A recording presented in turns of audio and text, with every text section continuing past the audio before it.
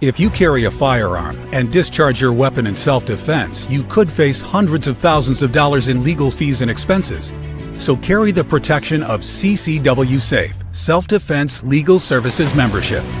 Upfront payment of all criminal and civil defense costs with no out-of-pocket for members.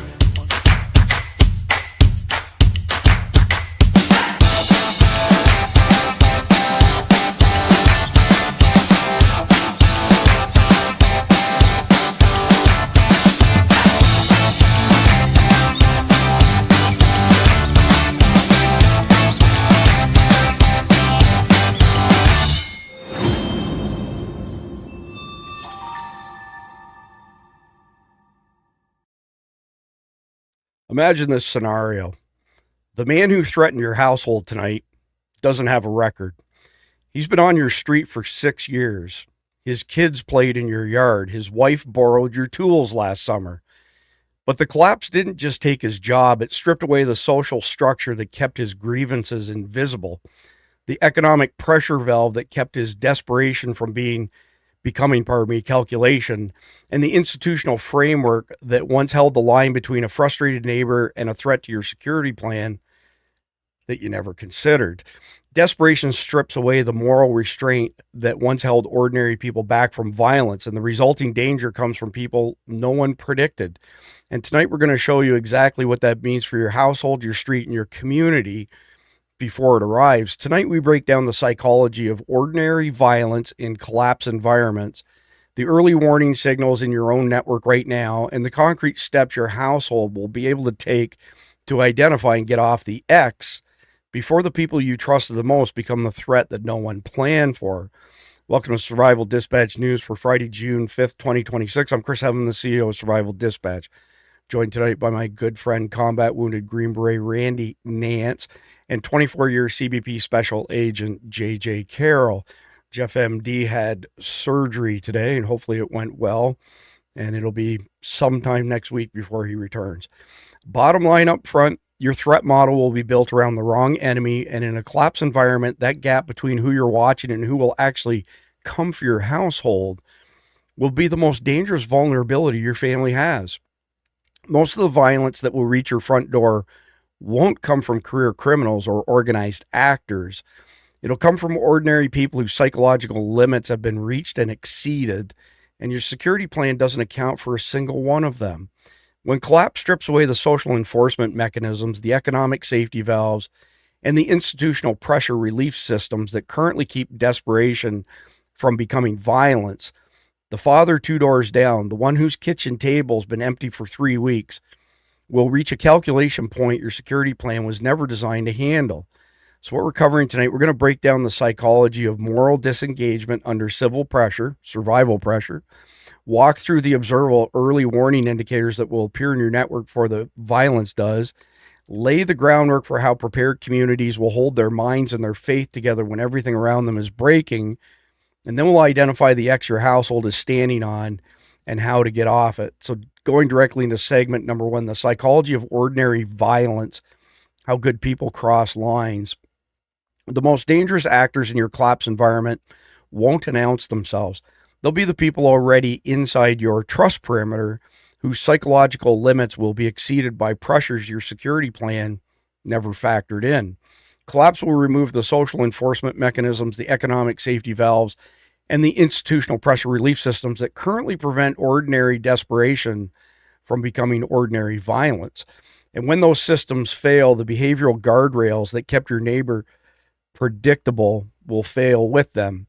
Tonight, the panel will explain exactly what moral disengagement looks like in practice, how you'll recognize it in the people around you before it becomes action, and why the communities that build accountability structures now will experience far less of the violence than the ones that don't. So bringing the panel on stage, and, this is out of my regular routine. I can't go to Encyclopedia MD tonight, again, because he had surgery. So I'm going to go first to Ray of Sunshine, JJ Carroll. Where's Khalid? I thought he was a ray of sunshine. Khalid is still dealing with the fallout of his trials and tribulations over the course of the couple I months. miss that guy because I could sometimes push off the sunshine to him, but since you're going to give it to me, Yeah, I mean, Khalid pulled it together pretty good to appear on a few episodes here, but yeah, several people, more than several people, reached out to me and said when he was captured by the ISI and they tortured him, they said, did they knock his fucking teeth out? Pardon my French. And some sharp people caught that, and yes, that's exactly what happened. So, oh, by the way, Devin's greeting us tonight as the Brotox bunch. It's kind of like the Brady bunch, just different, right? Anyway, well, that's tough. That's tough to hear. That's tough to hear. Yeah, his situation is tenuous at best, but hopefully it'll all work out, in the wash in the end. So, coming to you, JJ, with the first question. I'm curious what your thoughts are on moral disengagement. What does the research basically say, or what have you actually seen? Because both of you have probably seen this when ordinary people cross lines that they, under normal circumstances, would never cross because of desperation. Well, the research puts it in 3 stages: redefinition, and then like disengagement, displacement, and then dehumanization. So really what happens, you go through this process where you begin to recalibrate your values, right? Okay. I don't steal. I can't steal. Oh God, I'm going to have to steal. Okay. And then you begin to think about, like, what are you going to do? You're redefining, but then you're displacing the authority. Well, they should have done this, and they should be doing this, and this person should be give me protection. I'll have to do it, but I have to do it because no one's here. And then I dehumanize the individual, and they become a thing, and then they become an obstacle. And then I have to get just simple things. I need to get water for my family. This dude's got a water filtration system. He won't help me. Well, I'm going to take it from him. And then I begin to rationalize all my behavior. And like Khalid, we're talking about Khalid and where he's from. If you think all of that world is not going to come to America, you're a fool. In fact, it's already here. We're seeing the balkanization of our country happen in real time. And these type of situations, begin to happen. And these are things that you have to think about. Well, let's back up just for a second before I go to Randy. You mentioned that, these normally sane people will dehumanize, their victims who are probably known to them. You probably know more about that than anybody else in my circle, just based on the work that you did on the child sex trafficking. Speak a little bit maybe deeper on the dehumanization aspect and how these people do these horrible things because they dehumanize their victims. Yeah, they dehumanize their victims. And from a different perspective I can give you, Chris, is from a law enforcement perspective. When I was doing research for the show tonight, and you were talking about our topic, dehumanization, that is what we do. People don't want to talk about that in law enforcement, but we dehumanize everybody, because I can't function in dealing with people that are raped and assaulted and child sex trafficking and murderers. I can't get sucked into those emotions. So then I just make everybody a thing. It's just an average day. I mean, I had people falling off of mountainsides and crashing. People, I'd turn over somebody that got raped, or I just caught somebody that's a child rapist, and then it's my break time. Let me go get a burger, and I'll sit on the border and eat my burger. And then I'd go home, take a shower, and go to bed. I think the natural human instinct, the normal human instinct, is to sit up at night and ponder: what is the Satan rule the earth? What the hell is going on? But you just dehumanize everything around you. And I think Randy probably feels. I'm not going to talk for him, but I'd have to assume in battle you do the same thing. They just become things. Right. And I know that sounds terrible, but I've always said this too, Chris. There's a very, very, very fine line between the bad guys and the good guys. The really, really good law enforcement guys, They are really straddling that line every single effing day. I straddle that line because in order to take care of and handle savages, you have to be a savage. In order to go into war and kill people, you better be a killer or they're going to kill you. So when I'm watching this dehumanization, I can see how it can happen like that, like instantly overnight, Chris. It sounds like a coping mechanism to me. Not that I'm not saying it's a bad thing, but to get through this stuff. Yeah, of course it is. It's how you compartmentalize it for sure. Yep. That is absolutely the truth. So before I go to the question I had teed up for you, Randy, I want to hear your thoughts on that, the dehumanization, the compartmentalization, etc. Well, I kind of talked about it on Wednesday, I suppose, and probably a couple of other times. But the reality is when you're on a deployment, you know, there is no day off. There's no time off. It's not like being back in the States, because even when you're back in the States at the garrison, you know, unless you are in training, in the middle of training, then you kind of follow regular civilian schedule somewhat. And, but, you know, when you're deployed, there's no time off. And so, unfortunately, in deployments, bad things happen, or at least some things don't go the way you hoped or planned, because as we mentioned many times, nothing goes as planned. And when someone is injured to the point that they're definitely going to go back to the States, or heck, even if they had to go back to Germany for a period of time, or if unfortunately they get killed, that person is no longer on the team from that moment forward. Now, you're all very close. So, but it was just like what JJ said, you have to flip a switch, because, you know, although everybody wants to sit down and cry and grieve this guy who just got killed, you just don't have the time. And you don't have the luxury of doing that with where you are and what we're doing. You have to remain focused. So one of the good things is, as I mentioned before, you're very busy. So it's not like you're just sitting around trying to figure out something to do, listening to music, because that would be a bad thing.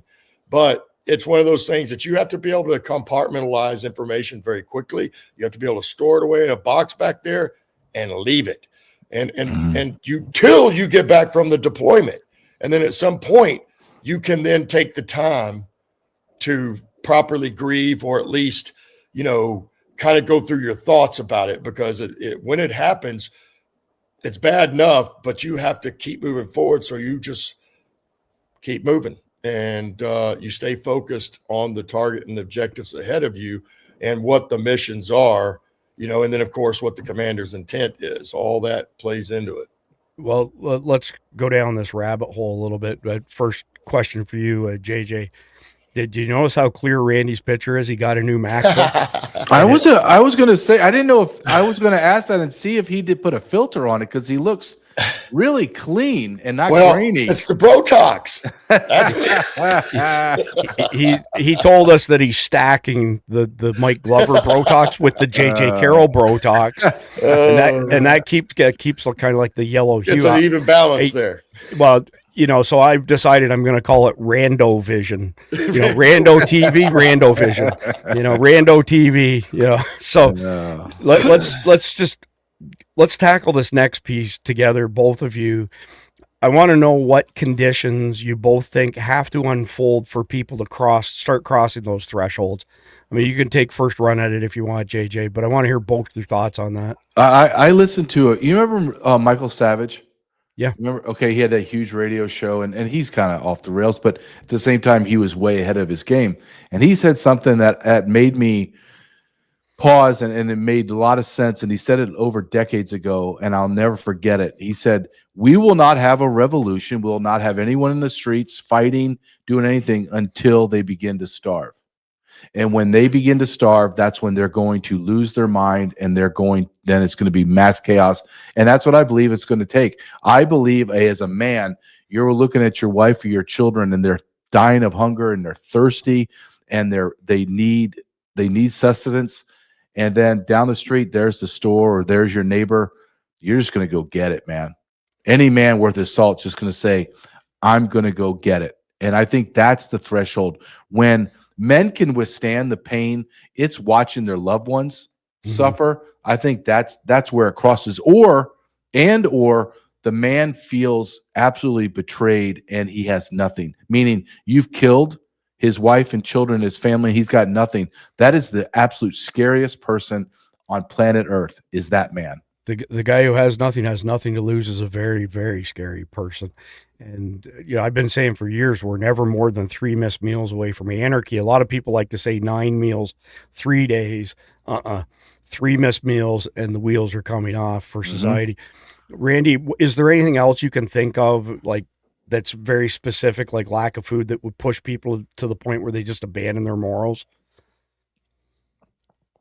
You're on mute, Randy. Chris 1, Randy 0. Yep. So I think that, really, yes, when people start starving, but I guarantee you when we watch this thing unfold and then there's a fuel shortage, there's a food shortage, and there's a water shortage, I think that's going to be the mechanism. And JJ's exactly right, because it's the same thing I watch in Iraq. And when everybody knows that there's no law enforcement coming and that is gone, and gets everybody for themselves, people are going to do exactly what JJ just said. And every man is going to go out and do what he has to do to ensure the survival of him and his own family. That's what's going to happen. And, we're not that far from it now, because if we go back to 2019 and 2020, we see we had the lockdowns first, right? And then somewhere months into that, we have the Chavez thing, and the George Floyd event happened, and everything blows up. And the next thing you know, everybody's running around everywhere, and of course, we still remember the madness. I know I do. It was okay if you were in a riot or you were in one of those peaceful protests. You didn't have to wear a mask. You didn't have to get at 6 feet. But if you went and did anything else, by God, you better have a mask on, and you better be abiding by that 6 feet. So I think, if we have some sort of lockdown, which I don't know if that will work again, I pray to God it doesn't. I know I'm not. Whatever you want to say, go right ahead. But I hope society and as our country and all of us say, yeah, we're not doing that, but that would frame it up well, just like it did the last time, because then people are sitting around and have nothing to do. And we know that's just not good. It's not good for humans to be that way. That's why God designed us the way he did. That's why he brought Eve in as soon as he did, because man was never meant to be alone. But why does God say you need to go out and work every day? Because it's good for you, both psychologically, emotionally, and everything else. So anybody who's been in Florida for any, period of time can remember that we didn't do the shutdown here. They did a 1 week thing, to supposedly get ahead of it. And then DeSantis said, you know what, we're not doing this. And everybody went back to work. But during that 1 week, it was a Wednesday morning. I'm driving to my office, which at the time was a couple towns south of here. And I was in my 2500 HD. I pull into the 7-Eleven to get diesel, the same one that I pull in, usually once a week. It's 8 a.m. and you could have fired a cannon through the parking lot. There was nobody there but me. And I was like, man, this is spooky, because even though, we had this short lockdown, a lot of people didn't respect it, but a lot of people did. So I'm sitting there, Randy, and I'm pumping fuel in my truck, and this car pulls in, goes to a pump, a few things lanes over from me. And I'm not really, watching the guy, but I'm kind of paying attention. This freaking guy comes from behind the 7-Eleven, like Carl Lewis sprinting, and gives this guy a Superman punch who's trying to fill up his vehicle. And now he's on top of him, pounding the shit out of him. So I'm grabbing my pistol and calling 911 at the same time, and Smokey Bear pulls in. A sheriff's deputy pulled in. So he sees this happening. He gets to it just as I get to it, and he pulls this guy off and handcuffs him and blah, blah, blah, blah. And the guy's screaming at the top of his lungs, I haven't eaten since last week. I'm starving. I just need some food. It was just, oh yeah. But yes, people go nuts. It's the same thing, what you're talking about here, kind of the deal. You don't know what your neighbor is going to do. They might be perfectly nice now, but it's always been that way. And generally where that analogy was used in combat, right? When you're in the Army, in the military, and certainly when you get new people, other people start talking, well, he's never going to make it, or they think they know, but nobody ever really knows until you're actually in that situation. And as I mentioned before, just like some of the most famous cat guys, like here's one right here. Now, this was his picture in Vietnam, right? And this guy's probably 5'6". Let me show you the other pictures. So his name is Michael Vines, right? And he's one of the most famous cat dudes of all time. Because when you look at his picture, he looks just like he doesn't look very dangerous at all. I've seen He's him. not big at all. But he's one of the guys that did the most, killed the most bad guys. If you think about, the Impossible Mission movies, that's who that guy is. Right on. So let's stay on this theme, JJ. I want to hear your thoughts, and then yours as well, Randy, on behavioral indicators. Like, are there certain things that if you saw your neighbors or you saw people in public doing that you would go, that guy's fixing to lose it? I think the constant looking around. That I always know when I've got someone when in my world an illegal or doing some kind of illegal activity, there's this human natural tick that you have when you're doing something wrong. You begin to look around more intently to see what's going on. Okay, is this the time? Is this the time I'm going to do it? Oh God, should I do it now? And you're in that freaking wild loop in your mind about when you're going to do that bad critical act. That's what I would look at. I would just look at not so much language. I would just really focus on body language, because they're going to tell you. They're going to dictate before they do it with their body language. And something Randy said is very important. Once everyone realizes that there's no law enforcement, the whole game changes. That's right. Everything changes. Then it just becomes, who's the baddest mother effer out there and who is going to kill the most people if pushed. That's it. That's what I tell my wife. My wife she always goes, we need more food, we need more water, we need this. And I go, you know what you need is what you already have. You got the guy that will kill everybody that needs to be killed. And there's massive amounts of trade off of that. So by keeping people safe, they'll pay me whatever I want, or I'll just take it. Let me ask you a law enforcement question, and actually applies to combat as well, Randy. So I want to hear you chime in as well. A couple of people over the years have said to me that when somebody's fixing to commit a crime and they have a weapon on them, they'll keep touching the weapon. Like if it's under their shirt or something or in their jacket pocket, they'll just like some sort of nervous twitch where they'll keep touching it. I don't know why. Is that really a thing in your experience, JJ? It is, and you'll see with law enforcement when people say, "Oh, why are you touching your gun? Oh, you're afraid." No, we're making sure it's there. I know that sounds crazy. I have to make sure it's there. Let me tell you a quick story that the muscle memory just doesn't go away, and the bad guys are the same thing. When I left the United States Border Patrol, that week I moved my family to South Dakota, and I started a new job. And my first day was about 3 or 4 days later after giving all my stuff back. And I remember sitting in my office in my suit, and I kept moving my elbow down to try to touch my gun to make sure it's there. And I was like, holy crap, man, I got to break that habit. So this is just human condition. To make sure what I need is on me, I'm constantly checking.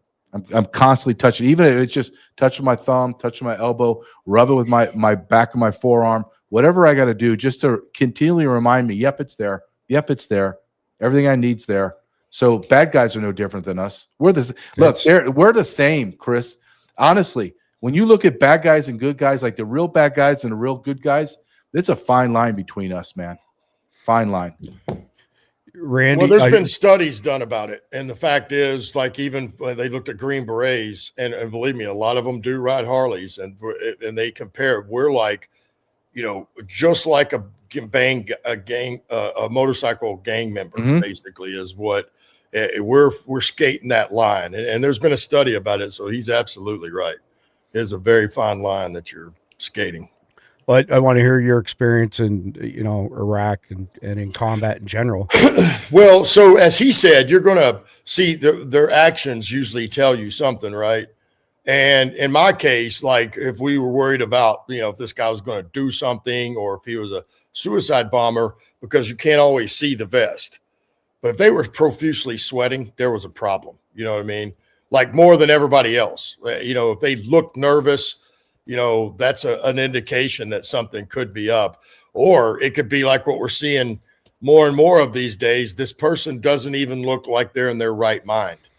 They might be talking to themselves, walking around, talking to themselves, or you'll see somebody that is just very angry about everything. And it's always everybody else's fault. It's the man's fault, your fault, it's that fault. Those people are about to do something. It just depends on the typical situation. But in combat, what was it that you wanted to? No, I was just curious about like the behavioral indicators that tweaked you to go, that person's ready to snap. Well, it was kind of, some of it was easy, right? Certainly in the beginning. If they had a weapon, automatically we were trained on that, folks. But I will tell you, as time went on and they started using cell phones for IEDs, if we even were riding down the road and we somebody dial it on their phone, boy, we would key right in on that person for that very reason. Or if we were sitting somewhere and they were, working with an explosive, EOD was down there, and we see somebody up on a balcony with the phone, that person could very well get shot dead just for coming out there and displaying a phone. Are either one of you familiar with United Flight 23 on 9/11/2001? So is that the one that had the guy that said, let's roll, that ended up in the field? No, that was United Flight 93. So is that the one that we don't really know about, right? There was a fifth plane. Is that who you're talking about now? Or so there was a fifth plane yeah, that never took off. And the reason that the plane didn't take off, so there were 4 jihadis on the flight that have all, multiple times been connected to the other 19. And they stood out, okay? So there was one guy was a big heavyset guy dressed up as a woman. So he had the whole Muslim garb on with the little slit, but everybody could tell it was a guy. So they thought that was kind of strange. But then there was another guy sitting in first class who was sweating like a gerbil in Key West. Like I think you just said like somebody sweating, right? He's literally drenched in sweat. And the stewardess who was looking after first class went to the captain and said, there's something wrong with these guys. And the captain took one look and he called it in and said, we're not taking off with, because of this, that, and the other thing. That plane, it turns out, was the one that was scheduled to fly into the White House. Yep. Really? So, yep. Yeah, look up United Flight 23 9/11. Yep. This is not a conspiracy theory. I don't know why more people don't talk about it, but it's interesting that you would say sweating profusely when that was the thing. When you hear the girl interviewed, that was the thing that she finally snapped and said, this isn't right. She already had a bad feeling. That just put it over the top. Well, we had my task force, which was an infantry battalion, but now we had tanks and we had engineers. So we became a task force and chemical folks. So we were a task force. And when we got stuck in El Najaf for 5 days because we ran the supply route, we had no gas, we needed food and water, both, all three. We actually, as I spoke before on this, we had to send an element back to go get it, or we would have had to wait longer. We were there for 5 days. It's where we lost 6 guys in that 5 days. And we're talking about KIAs. These guys were not wounded. And the first thing that happened was, there was a freeway not far from us, right? And I think it was one. It's wherever it goes up north and south. And I think that's one. And so we had gotten information that they were running men, weapons, and supplies and money and everything else down through this road. So we went and put a checkpoint up there and canceled all the traffic and basically had big signs that were in Arabic that said, do not come up to this checkpoint. You will be killed.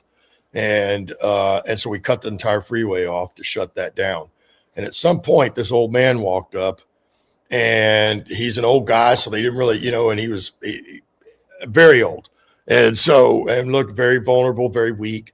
And he basically said that his son was sending a cab to come pick him up, and he asked if he could wait there for it. And they had pity on the guy, and they said yes. So they wait. The cab eventually pulls up, and when the cab pulls up, the 4 guys that are on guard up there go to now check the vehicle, and coming from all 4 directions. And that was the one thing that people remembered, because the 4 were killed. Wow. But they realized this guy was profusely sweating. And so when the 4 soldiers walked up to him, he lifted his hand, had a device, boom, and it blew up. You know, I'll never forget it because it killed all 4 of those guys. But the squad leader, who was an E5 promotable and it's E6 now, he was the one that walked up to the trunk, and that's where the explosive was. So we didn't find anything of him, but except what was left inside his vest. And that was 200 yards or 200 meters down the road, stuck in the concertina wire. That's the only thing that stopped it. Wow. That's all we ever found of that poor guy. But that guy was profusely sweating, and then it was a reoccurring theme. People that either drove in or came in and blew themselves up, one of the things people noticed was they were profusely sweating. And so that is a indication that somebody's really nervous and they're about to do something that's got them scared. It's a great thing for people to look out for when they're in public. JJ, I want to hear your thoughts on, like, you mentioned, like, if you're the man of the house, you're the father, and there's no food for your family, you're going to go do what you need to do.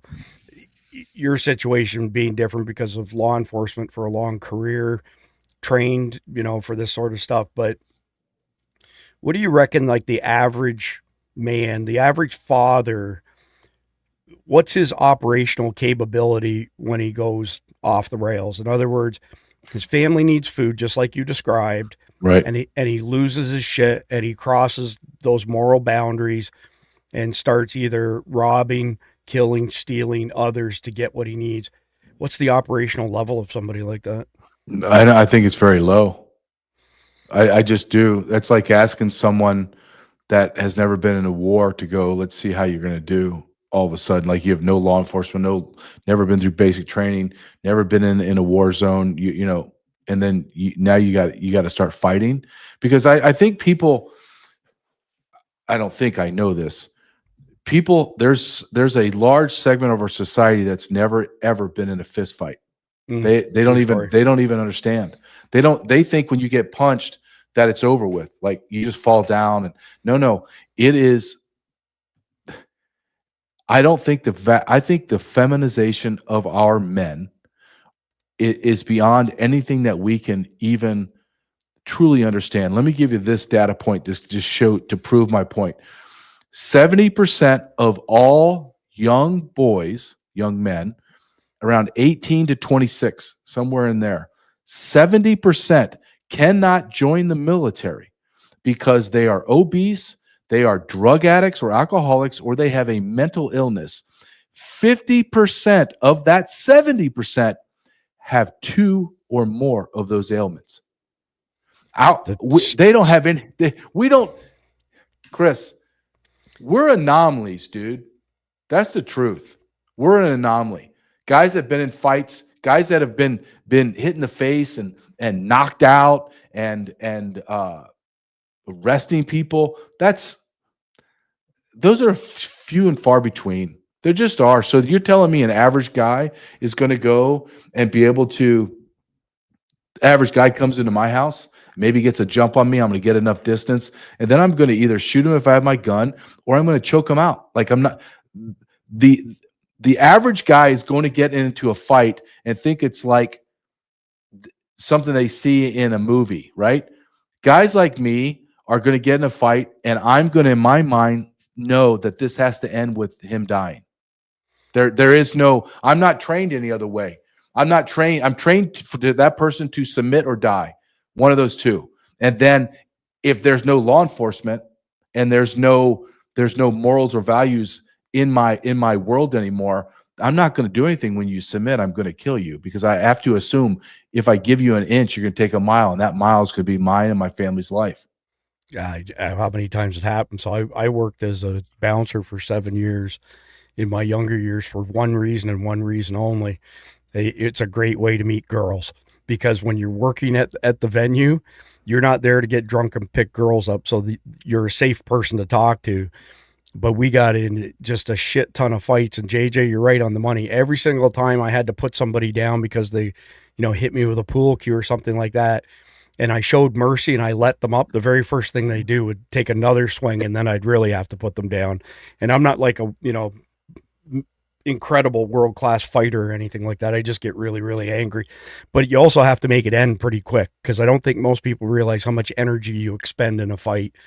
And your average person 60 seconds into all-out fighting is completely gassed, like completely gassed. So Yeah, this is not the movies where you get shot and then you're able to run around and tell jokes and somebody punches you in the face and you're falling off the the fifth story into a pool and you're still fighting. I mean, after 30 seconds, think about that. If you just started counting right now, 30 seconds of just a slugfest, you're done.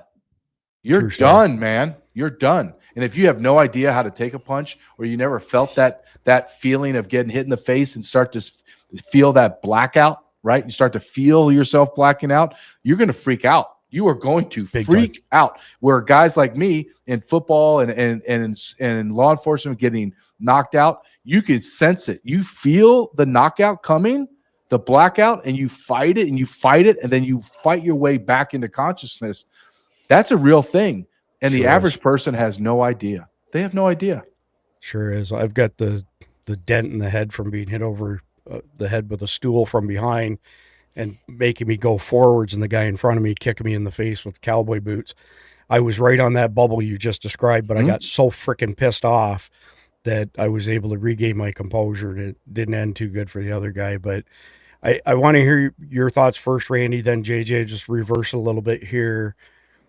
Is there anything that you can think of, and there's just a bunch of things I can think of, so I'm sure you can think of them, as far as something in the community holding somebody accountable for crossing those, moral boundaries, thinking that they can get away with it? Because in my opinion, there's always a reckoning, and it may not be right now because maybe the cops aren't responding, but there's always a reckoning for any time somebody steps across the line. So, Randy, I'm curious what your thoughts are. What could potentially stop people from crossing that line in a community after one person crossed the line and was held accountable and faced consequences? So I think if there's anything that will stop something like that, it's going to be somebody that has a faith, right, and follows Christ. That's going to be the only thing that's going to reel them in, because as we've already mentioned, mob mentality is a spiritual thing. And so it's no different than quitting. Quitting breeds like cancer too, And so once one person gives up, then other people are like, well, man, I've been wanting to give up for a long time. And they do too. It's just the way it goes. So when there's no absence of law, or when there's an absence of law, no one is going to be thinking about what happens when law comes back. It's just not, life and this type of activity doesn't lend to that. People will do what they have to do. So I think that, some people may not try to cross some lines, but as JJ mentioned, as time goes on and it's more and more, some people aren't going to really feel like they have a choice. This is what they have to do. So what happens, just hypothetically speaking, a guy crosses the line and somebody like JJ ends this guy? What does that do for the next guy who hears about it, lives in the same community neighborhood, as far as him thinking, well, maybe I won't cross that line? I'm just curious what your thoughts are on that. Well, that very well could be, because as we all well know, setting an example, people remember, and that scenario could play out. There could be somebody that's kind of the bigger guy in the neighborhood, and he put somebody down for something. That's, as you know, that's a message to everybody else. Don't do this, because this is what happens if you do. Agreed. JJ, your thoughts. What kind of accountability might pop up in a neighborhood that's under extreme duress in SHTF? What I agree with Randy, that it will be who has the faith, right? Who has, is that going to be the only constraint? But then you get into what kind of faith, right? Like Jesus Christ. So I just had a guy that DM'd me and didn't like what I did on a podcast, and he said, this is the wrong. You're not a true believer. And I just laid back that no, you believe in the European gay Jesus. I don't believe in that Jesus. I believe in the guy that walked 20,000 miles in his lifetime, fashioned a whip out of leather, and drove the savages out of his father's temple. And the guy that said, you better get a sword. So that don't turn the other cheek, gay Jesus. I don't believe in him. I believe in the Jesus that's like, hey, they're coming for your family. What are you going to do, buddy? Are you going to be a man? Are you going to do what has to be done? And I think, and we're talking in this time, right? We're talking in the time where mass chaos is happening. You're going to have to be violent. It's just violence is going to be the currency because it's always been the currency. We're just in an enlightened time right now.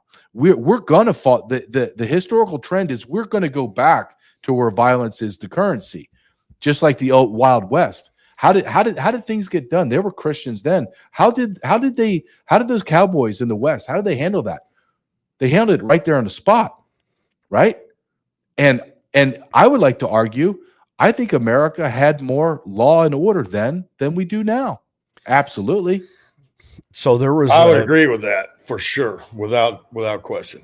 There was a preacher, I want to say it was last week, who got some national headlines because he said that Christianity is a feminist religion and therefore Christianity supports abortion. I mean, it was one of the craziest contortions I've ever heard of. And there were people clapping for this guy. And well, it's because people don't know what the Bible says. And the fact is, yes, the way Jesus came the first time was to do what he did. If he didn't do that, none of us were getting in heaven. So the reality is, though, when Jesus comes back, he's coming back as a warrior, and they're going to see a completely different Jesus this next time. That's a fact. It's in the Bible. It's written. It will happen. And again, it also says every head will bow, everyone will take a knee and admit that Jesus Christ is Lord and Savior of all. And whether they're going to heaven or not, the demons, the people that are going with them, Christians, everybody's going to do that at the end of the day.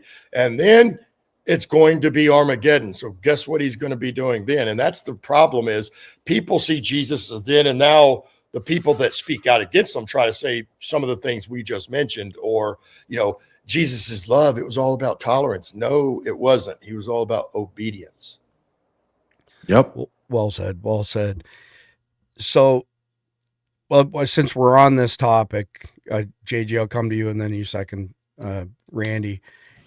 How does a Christian worldview and faith in general function as a practical anchor for people under stress as far as their behavior is concerned? In other words, preventing people from crossing those moral lines. Just give me your thoughts on the Christian part of that. I personally believe it. I think that's right. I think people who have strong convictions and good morals won't cross those lines, even if food's at issue. Yeah, I think that, let's, okay. Well, we're going to go down this road, then we have to go all the way down. We can't half-ass it. Let her rip.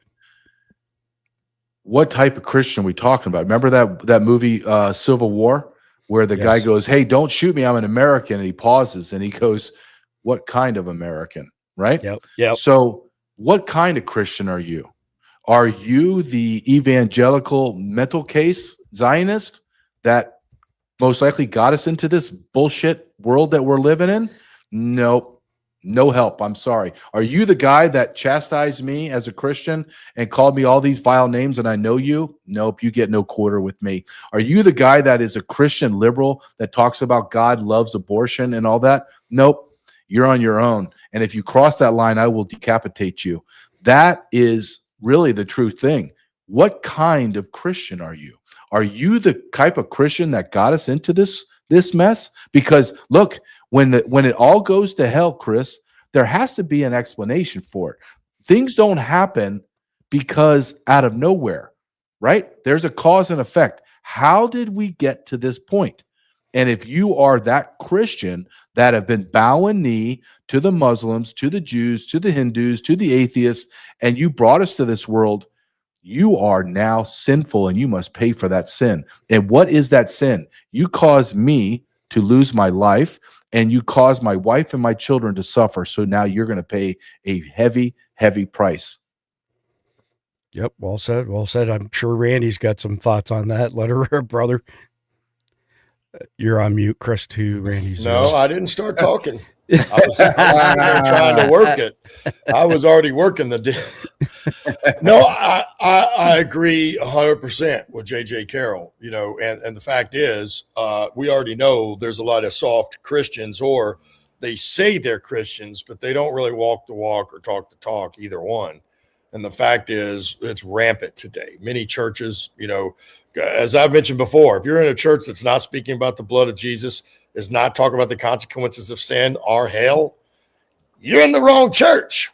Mm-hmm. And, that is what it'll come down to. And it's not like we'll have to ask them. It was a great example, by the way. But the fact of the matter is, it will show out. If you're that type of Christian, you're going to leave that faith in an instant.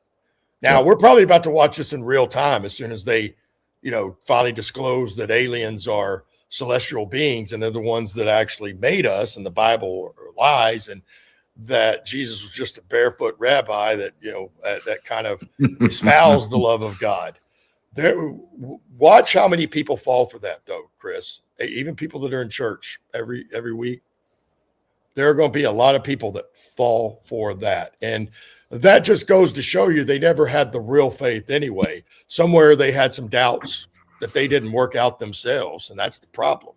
If you have doubts, you have questions, then start asking them. Go to wherever you need to get those answers. But, and then read your Bible also. That will also help. It's amazing how much wisdom you can gain from reading the Bible. And it's not like any other book ever. So I would say that, when it comes to lawlessness, it's going to take a very strong faith for somebody to curb their own natural moral behaviors that says, I want to kill this guy basically for no reason sometimes. Hey, Randy, are you talking about that the new thing? And I just saw it too. I'm just curious to see if I'm on the right page, where they're now claiming that the government is or has been wanting to come out and say that the aliens are real, and that they're actually the ones that created us, and the Bible was a lie and a fallacy and just make believe. Is that what you're referencing? Yeah, that's what I'm referencing, because, Stephen King's movie is about to come out. So this is supposedly what's really going to kick it off. And his new movie is called Disclosure, and it's about how aliens or celestial beings are real. So let's do a quick audience poll. Every time I see Spanberger, who was installed as the governor of Virginia and not legitimately elected, I think to myself, if there's such a thing as lizard people, she's one of them. So if you agree with me, if you think Spanberger is like the epitome of a lizard person, put a 1 in the live chat, because she freaks me out. She's not from this world. But let's pivot here into segment number 2, which is titled What the Warning Signs Will Look Like in Your Network Before the Violence Arrives. The early warning indicators that precede ordinary violence in a collapse environment will appear in your immediate social network before they appear anywhere else. And the ones you'll need to catch are the behavioral drifts that normal life would explain away as, stress, introversion, person's going through a rough patch. Escalating resource conflicts between previously cooperative neighbors, the quiet withdrawal of previously engaged community members, and the collapse of prior value commitments and trusted leadership will be the observable signals that the pressures move past the threshold where accountability structures could have absorbed it. Your threat model will need to be rebuilt around these signals, because the households that will catch the drift early will be the ones that had enough relational density to notice the deviation from baseline, and the ones that will miss it will be the ones that stop watching the inside of their own community. So with that being said, I'm going to pick on JJ before we lose him at 5 after the hour. So JJ, I'm curious what your thoughts are. What will escalating resource conflicts between previously cooperative neighbors actually look like before they turn violent? What are the stages before it turns violent? So maybe people can hone in on that, and they see it and they think to themselves, holy shit, this is fixing to go nuclear. I think it's going to look kind of like what you described in 7-Eleven, when and I remember those days where it was ghost town, like everybody kind of secluded themselves. And I think that is going to drive the violence. That's going to drive the psychosis, is when you start to pull away from society and disconnect from each other. and then you can start getting your own social loop, right? And social media, whatever, and you begin that loop. And I think that's going to be the telltale sign is when you start to see no kids out, no one riding e-bikes, no one going swimming. It's just everyone kind of just goes, and it gets that, like you said, when you were at 7-Eleven, that very eerie silence. And I felt that being in law enforcement, drive around, there's no one on the interstate. And it was like, I'm like in a movie. This is weird, right? And you're uneasy because all of the natural nuances of life are gone. And I think that will be the telltale sign. It's like when something bad's about to happen when you're outside and the birds and everything goes silent. Well, something's going on in nature, right? That's causing that. I think that's the same thing that will be the trigger for me when I start to see the seclusion and silence start to be deafening in society. That's interesting because you set Randy up for, the next one. And Randy, I'm curious, have you ever witnessed anybody in, whether it be in your circle or your community, who was outgoing and then slowly became withdrawn and wasn't outgoing, and what that progression kind of looked like? Because I've seen it happen with a few people, especially with grievous physical injuries, where it doesn't typically happen all at once, right? It's the guy who waves at you every time you see him, when you take the trash at the end of the driveway, all of a sudden starts waving to you.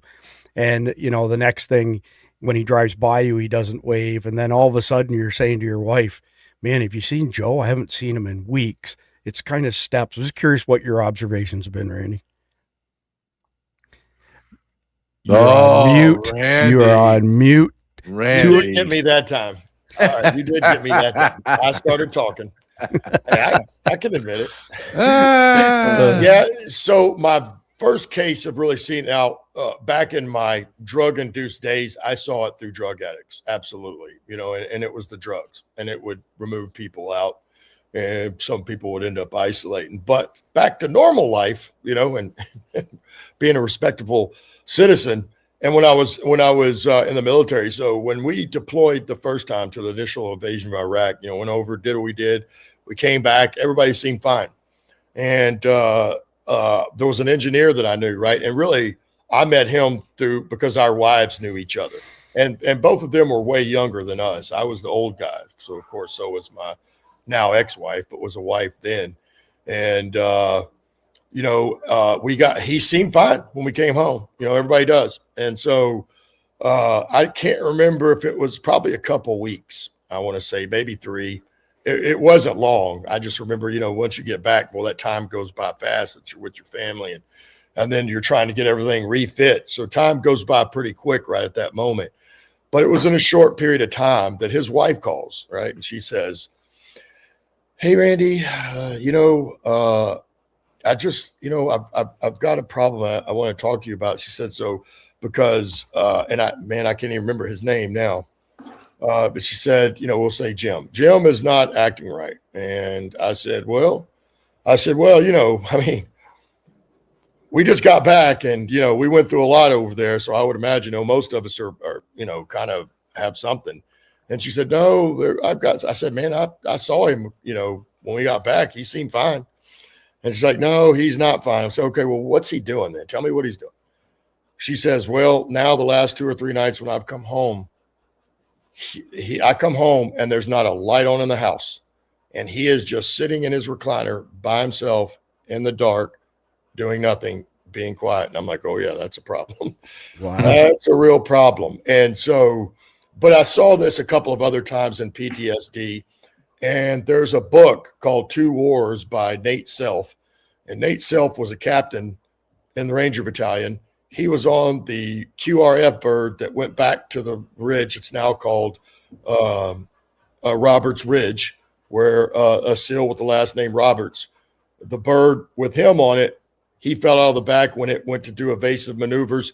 It's also while the PJ or he wasn't a PJ. I'm sorry. Maybe he was a combat controller or something like that, Cunningham, that everybody knows about. That's how he ended up on the mountain too. So they did send a bird to try to help them. That bird got shot down immediately. And so the captain on that, his name is Nate Self, and I won't go through the whole story. But he talks about that, and he was the same way. he was fine, but he had a problem at first. And then it slowly crept in further and further. And we're talking about over the next month or two. We're not talking about a year. And it slowly got worse to where he couldn't even leave his dang house. And so you will see that. I was trying to think of the other cases. You had said something that kind of prompted me on that. But I've also seen, yes, injured folks. I've also seen, since I've been injured, well, this December 22nd will be 20 years for me. That'll be 20-year anniversary of my Alive Day. So I've met a lot of wounded folks in those 20 years. And some of them do, man. You know, it's like for me, you know, I got snatched right out of a team, right out of group, and I always wanted to go back and try it, but then I ended up with an amputation and everything else that never worked out. So I didn't get to leave on my own terms, you know, and then just getting ripped out of that. And then you once you're disabled, you know, of course, everything goes in your mind is like, oh man, I'm disabled now. I got this long list of stuff I can't do anymore, which isn't true. But that's what we've told people for centuries and decades. And so I've seen some guys have gotten injured and women that for some reason, you know, because recovery is long. And one of the things I tell people all the time that go through a long recovery, where if you had to learn how to walk and even if you don't have to learn how to walk, there are some long recoveries. The problem with recovery is you don't always, it's not like you're always on an upward trend constantly. It levels off. And in those level offs, people start to wane off. One, because I've heard it many times and I thought to myself, well, I'm not getting anywhere. Why am I keep doing this if I'm not making it anywhere? But here's the reality. It's because you're only looking at yourself right there at that moment. And of course, recovery comes in small increments until the very end. Then you might have some big ones. But all along the way, it's going to be little bitty tiny ones, one step at a time. And so, you know, some people lose faith in that, or they don't think they're going to be the same man. And now I can't, you know, I'm missing a leg or more. I know 2 or 3 people that are missing all 4 limbs. Oof. And, you know, it's hard to tell those people how you're going to be a man afterwards, but they have to work that out themselves. And they go through some very dark days. And not everybody comes out of those dark days just ready to go rock and roll. And some never make it back, and they become recluses. They just withdraw and they just move away. Why? Because they're not happy. I think I'm speculating on some of it, but I think it's because they're not happy with themselves. And somehow they bought into that lie now that they're no good. They're not worth what they were before, so they're no good anymore. And if they can't do the same things they want to do and the things they love, then why am I still here? Type of thing. I've seen that many, many times. Chris, can I ask Randy a question I'm just real curious about before I go? I think it's very important. Randy, I know this is going to sound crazy to maybe someone outside of military and law enforcement. What was harder, Randy? Was it not being with your boys, or was it that you were now disabled? What was the hardest thing to overcome? Oh, it's definitely not being with the boys. You know what I mean? Yeah. Not being on. Isn't that crazy? You're asking a man. I think that summarizes our mentality is you lost a limb, and the hardest thing to get over with was not losing your limb. It was not being with your homies fighting the war. That says everything. It's sure amazing. What a psychology. That's incredible. Before you jet, JJ, one last question for you here. I want to hear your thoughts on, you know, absolute power corrupts absolutely, right? So you've got a guy, let's say, in your neighborhood who's kind of either he's a natural born leader or the community has said, you know, let's get behind him. He's our leader. What happens when a person in that situation, in some sort of calamity, some SHTF situation, starts applying the rules differently to different people? Well, that never works, right? That never works. How does it unfold? It unfolds once you become unfair, then you're going to piss off at least somebody, and those somebodies are going to get together, and then you're going to get a bullet in the back of your head. That's just life, right? But now we're talking about life with no constraints, right? You're talking about a neighborhood, and then that neighbor, you know, I mean, you're talking about everything. You're talking about food, water, sex. You're talking about power. influence, who gets what, that never plays out well, right? And how do you determine who gets what, right? Then it becomes what we come full circle, right, Chris? We come who's the most violent. Not only who's the most violent, but who will use violence at the drop of a hat. That is who's going to be. Oh, I think we got it. JJ froze up on us. Oh, you're back. You froze up for about 5 seconds there. Okay. Yeah, no, I think that it comes back full circle when you don't have law and order and there's no one going to have anything, that no one can constrain you. Then the most violent, the person that has the most ability to inflict pain will win. That's just human nature. Because I don't believe human nature is good. And I've gone back and forth for the last 33 decades thinking about who's good. Are humans instinctively good or bad? And I keep falling on the bad spot. I think when things get really tough, they will do bad things. Well, you look at it at a whole, we don't even do the right things. Let's just go back to when Tesla, the real Tesla, was inventing all his stuff. Mm-hmm. Let me just bestow the official ray of sunshine on JJ first. So Hey, JJ, you know what? When I hate this. Like, I have to go give a speech tomorrow, right? and the lady that's a friend of mine said, "Can you come speak at a Lincoln Day dinner?" And I said, "Well," and she goes, "Nope, I want you to be just like you are." And I'm like, "All right, it ain't gonna be pretty, because I'm not gonna be the rah-rah guy. I'm gonna be the guy that's gonna just tell you the truth. And if you don't like the truth, then don't invite me on." Right? That's how I feel. Ray of sunshine. You are, and you're a liberal, Chris, and you will come out eventually. I'll see you guys next Friday. Thank you, brothers. Take care. All right, JJ. see you later. Yep. Bye-bye. Everybody else, stick with us. We've still got some more content to cover. Randy, I want to hear your thoughts on people who start to normalize abhorrent behavior. You know, when people say something like, whatever, let's say there was a fist fight. And, well, here's a good one. Let's say that you had a pop-up tent and you have all your gear under the pop-up tent with all of your, comrades. And somebody who's not one of your comrades is underneath your pop-up tent when you come back to it, and you tell them to leave, and they stab you in the chest with a knife and kill you.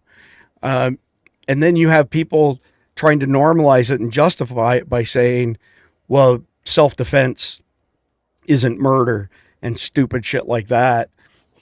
I want to hear your thoughts on the likelihood of that normalization happening in SHTF when people start crossing lines, where they just normalize it and say, well, if you were in that situation, you would have done the same thing, right? Yes. I'm looking, this is a big deal, right? Because now the trial's going on, you know what I mean? It's all over Facebook. Now, I don't know if you've all seen the videos, but, there are plenty of black people out there trying to say that this is self-defense. But, the evidence doesn't show that, but they want to keep justifying it just because the kid's black. And I've made a couple of comments on Facebook towards it, and I've challenged them, hey, just because he's black and you're black doesn't mean you need to defend him. That's just the truth of the matter. But the reality is, the kid was asked to leave and he didn't. And even y'all want to say, well, he shouldn't have pushed him. But you know what? Pushing somebody still isn't justification for stabbing them. That's not. And everybody knows the guy wasn't afraid. He wasn't fearing for his life. He told him, touch me and see what happens. And again, it comes down to personal behavior. You know what I mean? And if you're going to stand out there and defend somebody like that, the guy is a criminal. He murdered somebody for no good reason. And to sit there and try to say that because he killed a white person, that it's okay. You can't fight racism with racism, people. And black people can be racist too. It's just the truth of it. And when we see the guy out there that's saying, like yesterday, there were a bunch of Carmelo supporters on one side, and there were two white guys on one side. And so the other side came over, and one of them, and the sad part about it is this fat guy could barely even walk around, but he was definitely running his mouth, calling them crackers and saying only good cracker's a dead cracker. Where I come from, we kill crackers, and all this racist bullshit. You know what I mean? That's really all it is. But again, you know, I guess they're allowed to say it, but here's what kind of a person are you that you're going to defend somebody that killed somebody for no good reason? Where if it had been the other way around, I would still be saying the same thing I'm saying right now. But that guy would be saying that the white kid needed to be put to death on the same exact situation. Have you seen this? So the top left picture is, you know, the one that circulates the image that they've tried to, you know, promote a Carmelo Anthony. Yeah. But look at the ones beside and below. He's another Trayvon Martin, right? Another, you know, thug who thinks he's a badass and then gets treated with kid gloves, you know, doesn't get put in detention. You know, well, they let him stay at home. He got kicked out of the New Orleans school district area. They moved it to Frisco, Texas. And, you know, they've removed all of the people from his school talking about him on those interviews because every one of them said he's always getting in fights. He's always carrying a knife. He's always getting suspended. But now you don't hear any of that. And there's a reason for it. It's because this kid, as you said, was walking around trying to act like he's a thug and a badass. And now he's about to pay for his own actions, which none of this should have happened at all. There shouldn't even have been a fight. Absolutely not. Let's ask the audience here, Randy, their thoughts on this. My prediction is that if he is justifiably so convicted of murder, that we will see riots just like the George Floyd riots. We probably will. That's why they're here right now. And if he isn't found guilty and he's let go, there will be no white people out there looting stores and you know, ransacking cities. So here's the deal. If you think that there will be large scale demonstrations, peaceful protest, let's call what it is, riots happen, if Carmelo Anthony is declared guilty of murder, put a 1 in the live chat, because I would bet a lot of money on that being the case. So yeah, there's a reason they're getting all riled up. Just like the guy I was just talking to, he doesn't live in Texas. He's not from Texas. He came here specifically for that. And he's there with a bunch of guys wearing vests that say they're Black Panthers. Again, another racist organization. Look at the ones, like, we can see this is going out to 10 platforms and we get to see most of them aggregated, not all, which is why I have these other monitors here so I can keep an eye on stuff. That the ones are rolling in across multiple platforms. Like the stuff just scrolls by because we've got it all coming to one place here. And I don't think it takes a rocket scientist to protect that, to be quite honest with you. Randy, since we're talking about, you know, people inside the wire being a threat, so people that are in your community, your mutual assistance group, maybe your church group, whatever the case may be, being as big or a bigger threat than people outside of your group in a calamity, especially a calamity that basically infringes on things like food, that reduces food. We all know that's a big trigger, right? What's your advice for people? Because once somebody's behind the wire and they're part of your trusted circle, if they decide to go, you know, crazy on you, they got the element of surprise because you're not expecting anything from them. What are some best practices, Randy, from a security perspective? Well, you know, I would go so far as I know people say, you know, in our world, some of they'll say trust but verify, right? But we've also heard that saying, trust no one. And in this type of situation, you can show a little trust, but you better not trust anyone until they fully show themselves who they really are. And that will happen. Every one of us, when this thing, whenever happens, whatever's coming for us happens, it's going to bring out whoever all of us are really. And so I would say that, you know, you've got to take it with a grain of salt because again, until people get put in those certain stressful situations, you don't know how they're going to react. I don't care who they are. You would have had to have been through through some real shit to know who that person is. And you haven't been through that with any of your neighbors, most likely. I haven't with any of mine. That much I can guarantee you. So you have to keep that in the back of your mind because, again, you don't know if they might just go batshit crazy because some people will mentally have a breakdown. They will mentally and have some sort of nervous breakdown over this kind of stuff.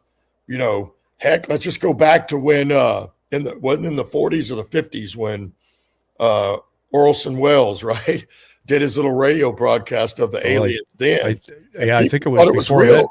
that. Wasn't it in like the 30s or something, I think? Was it that far back? It was. Somebody in the audience let us know what year was the Orson Welles War of the Worlds radio broadcast. But people committed suicide because they were so scared and they thought it was real. They committed suicide.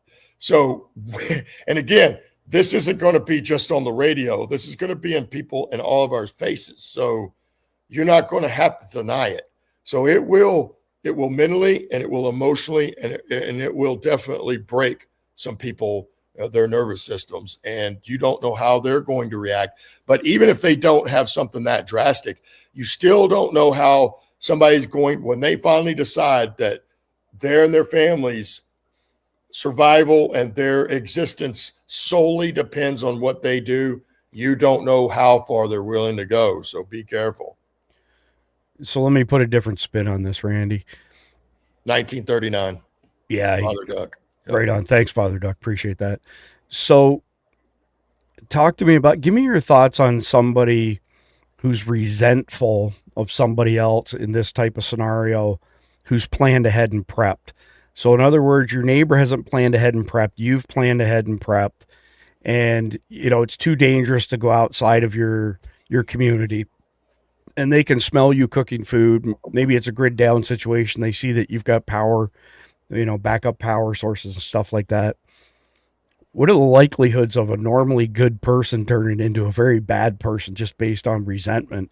Because I think we have a lot of resentment in our society thanks to garbage like Facebook, where people put this shit out there. Like, I haven't been on Facebook in years because I just couldn't stand it anymore. But it's almost like it's a competition, right? These people put this stuff out trying to portray how great their life is. Meanwhile, their significant others sitting beside them, but they're telling everybody what a great time they're having on the internet, and it becomes a competition of sorts. And then people become resentful, and then people start feeling like, keeping up with the Joneses, right? But there you go. But you also know part of that keeping up with the Joneses means it's because you were jealous they had more than you anyway, so you had to keep up. Now, not everybody's able to keep up, so guess what that person's doing? They're sitting over there festering about it, complaining about how y'all keep doing all this to your stuff, but they don't have it. And you're exactly right, because let's just go back to the conflicted question game, right? And when that couple brought those people there and one of the neighbors, what did they say? Oh, we're not going to prep anything. When something like that happens, we're just going to take what we want by gunpoint.